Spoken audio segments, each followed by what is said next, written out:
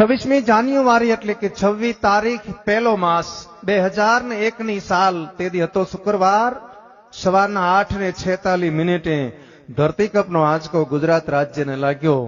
આની ધ્રુજારી હતી 6.9 તીવ્રતા ધરાવતો આંચકો આવ્યો, પણ કયા સમય આવ્યો? 8:46। આનો લાવારસ નીકળ્યો ક્યાંથી? કેન્દ્રબિંદુ પ્રગટ ક્યાંથી થયું? કચ્છની ધરતીમાં ભુજ શહેરથી ઈશાનની દિશા માથે 20 કિલોમીટર દૂર, ભુજથી 20 કિલોમીટર છેટે ધરતી તોડી અને ત્યાંથી લાવારસ બારો નીકળ્યો। ત્યાંથી આંચકાની શરૂઆત થઈ। ક્યાં ક્યાં આંચકો હાલ્યો, કેટલા ગુજરાત રાજ્યના ગામડાને આવરી લીધા અને પાછો ક્યાં આવીને બંધ પડ્યો, એની થોડીક યાદી કરાવું।